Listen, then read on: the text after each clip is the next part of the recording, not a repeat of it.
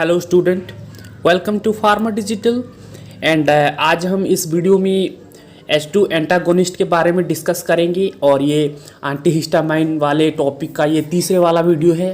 और अगर तुम लोगों ने पहला दो वीडियो अगर नहीं देखा है तो मैं डिस्क्रिप्शन बॉक्स में उस दो वीडियो का लिंक मैं ज़रूर दे दूंगा, क्योंकि इस वीडियो को समझने के लिए वो पहले वाले दो वीडियो को तुम्हें समझना बहुत ही ज़रूरी है। तो यहाँ पे देखो, H2 एंटागोनिस्ट का जो मतलब होता है, ये सिंपली जो हिस्टामाइन H2 रिसेप्टर के साथ बाइंड होके और एक्टिवेशन होके जो इफेक्ट दिखाता है उसे रोकेगा। और सिंपली H2 रिसेप्टर एक्टिवेशंस मैं पहले भी बताया था कि पहले वाले वीडियो में कि H2 रिसेप्टर जो है वो एक्सेसिव गैस्ट्रिक एसिड सीक्रेशन में ये इम्पोर्टेंट रोल प्ले करता है। तो यहाँ पे जो फर्स्ट H2 ब्लॉकर ड्रग जो है वो ब्यूरिमामाइड है, जो कि डेवलप किया गया था ब्लैक के द्वारा। एक फार्माकोलॉजिस्ट है ब्लैक, जो कि 1972 में ये ब्यूरिमामाइड H2 एंटागोनिस्ट जो है वो डेवलप किए थे। और दूसरा एक ड्रग जो है वो है मेटियामाइड। यहाँ पे मेटियामाइड, ब्यूरिमामाइड के बाद मेटियामाइड डिस्कवर हुआ था। लेकिन ये जो दो ड्रग है ब्यूरिमामाइड एंड मेटियामाइड, ये क्लिनिकली और ह्यूमन पर्पज में यूज नहीं हो सका और ये क्लिनिकली सूटेबल नहीं हो सका। उसकी वजह से ये मार्केट में पहुंचा ही नहीं और मार्केट में ये एज ए क्लिनिकल ड्रग के हिसाब से यूज हुआ ही नहीं। लेकिन ये दो ड्रग के बाद तीसरा जो ड्रग आया वो है सिमेटिडिन, और ये इंट्रोड्यूस हुआ 1977 में। और ये जो है पहला ड्रग है जो कि क्लिनिकली H2 एंटागोनिस्ट के हिसाब से यूज हुआ। और सिमेटिडिन के बाद ranitidine, famotidine, roxatidine and many others derivatives of cimetidine are also developed or also invented, and that is used for the clinical purpose as a H2 antagonism. And these H2 antagonist drug are basically used for the peptic ulcer and other gastric hypersecretory state. यहाँ पे ये जो drug है ये peptic ulcer और excessive secretion of gastric juice को treat करने में ये मदद करता है। और इसका कुछ फार्माकोकाइनेटिक इफेक्ट रहता है, जैसे कि it is absorb rapidly and completely except famotidine. Famotidine को जो है वो थोड़ा ज़्यादा टाइम लगता है एब्जॉर्ब होने के लिए और स्लोली डिस्ट्रीब्यूटेड होता है। और स्लोली डिस्ट्रीब्यूटेड होने की वजह से ये जो है वो स्लोली बॉडी से एक्सक्रीट भी होता है। तो इसकी वजह से ये फेमोटिडाइन ड्रग जो है वो बॉडी में एक्यूमुलेट होने का खतरा बढ़ जाता है।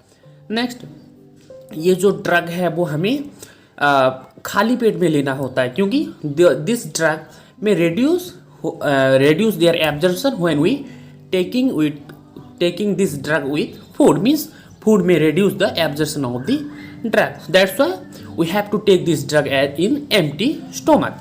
And next, third term is distributed widely throughout the body except famotidine, and partially penetrate to brain and primarily excreted in urine. ये जो ड्रग है वो हल्का ही ब्लड ब्रेन बैरियर को पेनिट्रेट कर पाता है।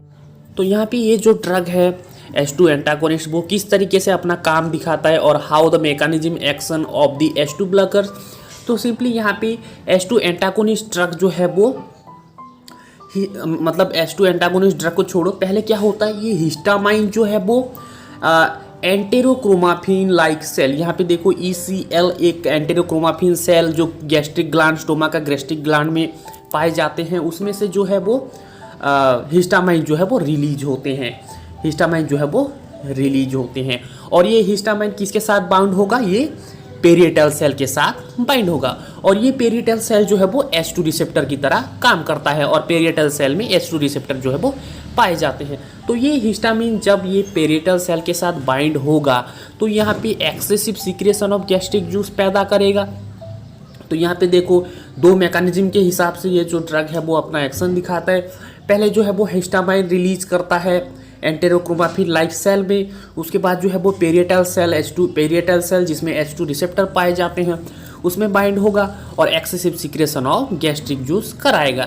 तो सिंपली यहाँ पे ये जो हिस्टामाइन है वो पेरिएटल सेल के साथ बाइंड होने नहीं देगा ये ड्रग। तो यहाँ पे हम थोड़ा गैस्ट्रिक ग्लैंड का मैकेनिज्म को समझते हैं, कौन कौन सी सेल जो है वो रहती हैं। यहाँ पे देखो ये जो गैस्ट्रिक ग्लैंड है उसमें बहुत तरीके का सेल जो है वो पाए जाते हैं। यहाँ पे देखो स्टोमा का जो स्ट्रक्चर है इस टाइप का रहता है, यहाँ पे इस पिक्चर पे साफ देख सकते हो यहाँ पे। और ये गैस्ट्रिक ग्लैंड यहाँ पे देखो इस पार्ट में गैस्ट्रिक ग्लैंड जो है वो रहता है।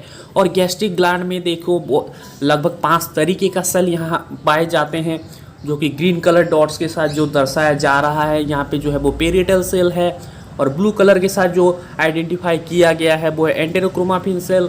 एंड ये जो यहाँ पे लाइट पिंक कलर के साथ जो कलर आइडेंटिफाई किया गया है वो है म्यूकस सेल, जो कि म्यूकस सीक्रेट करता है। और जैसे कि हम लोग जानते हैं म्यूकस जो है वो as a ulcer protective mechanism के हिसाब से काम करता है हमारे स्टोमक के लिए। एंड जो यहाँ पे पर्पल कलर का जो है वो चीप सेल है, और यहाँ पे लाइट ग्रीन कलर यहाँ पे आप देख सकते हो ये जो है वो डी सेल है।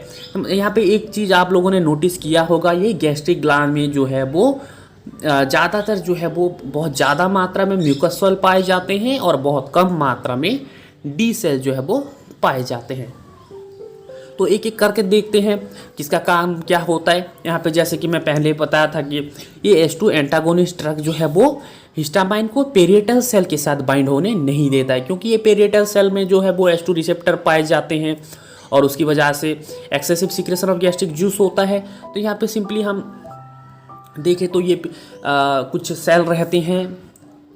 यहाँ पे देखो तो यहाँ पे देखते हैं चीप सेल। यहाँ पे चीप सेल देख सकते हो, ये पर्पल कलर का जो है चीप सेल जो है इसे हम जाइमोजेनिक सेल और पेप्टिक सेल भी बोलते हैं। और ये सेल का काम क्या होता है, ये पेप्सिनोजेन रिलीज करता है, पेप्सिनोजेन और काइमोसिन। यहाँ पे देखो ये जो दो एंजाइम है ये क्या करते हैं, एज ए डाइजेस्टिव एंजाइम के हिसाब से काम करते हैं। और ये पेप्सिनोजेन जो है वो एक्टिवेटेड होता है डाइजेस्टिव एंजाइम पेप्सिन में। और ये आप लोगों को पता है कि ये पेप्सिन जो है वो प्रोटीन डाइजेशन करने में बहुत ज़्यादा इंपॉर्टेंट रोल प्ले करता है।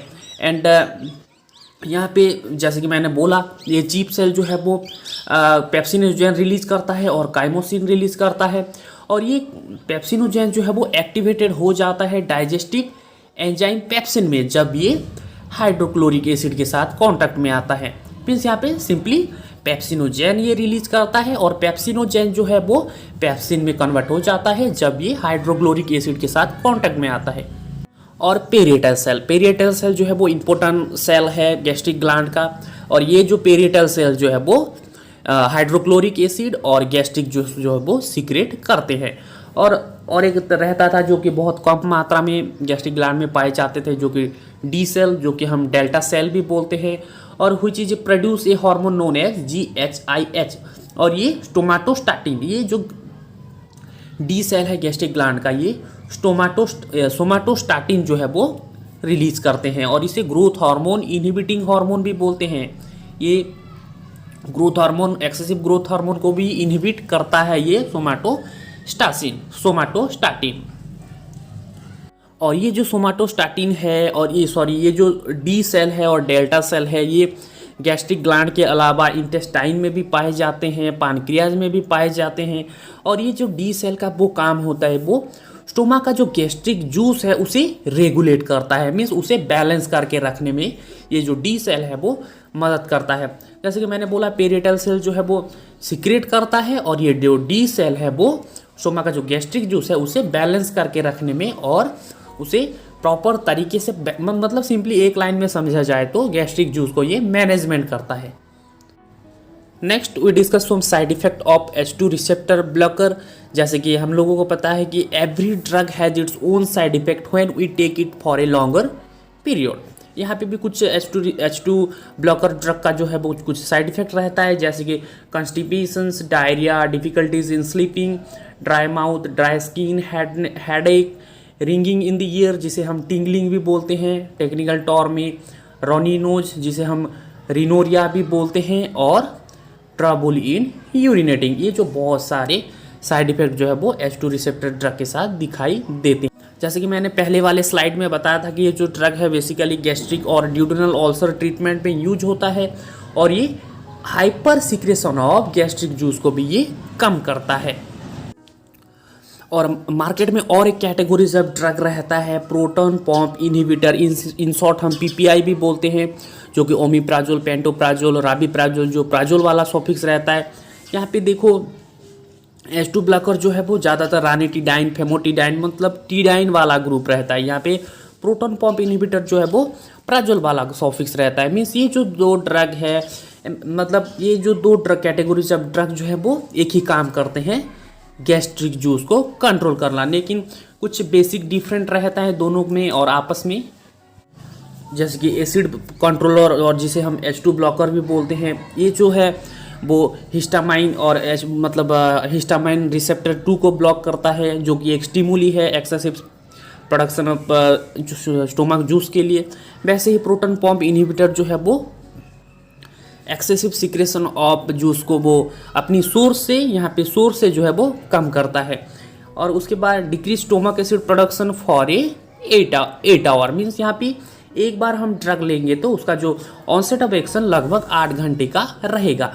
यहाँ पे decrease the stomach acid for a onset of action 24 hour, लगभग 24 घंटा। मीन्स यहाँ पे H2 ब्लॉकर के कंपेयर में प्रोटॉन पंप इनहिबिटर जो है उसका एक्शन जो है वो लॉन्गर पीरियड रह रहा है। मीन्स लगभग 3 गुना ज़्यादा यहाँ पे एक्शन दिखा रहा है। और ये H2 ब्लॉकर जो है वो relieve heart burns associated with acid indigestions and sour stomach, prevent heart burns, proton by eatings और drinking certain foods and beverage. यहाँ पे इन सब सिम्टम्स को ये रिलीव करता है। लेकिन यहाँ पे देखो proton pump inhibitor are basically recommended to treat frequent heartburn. Means ये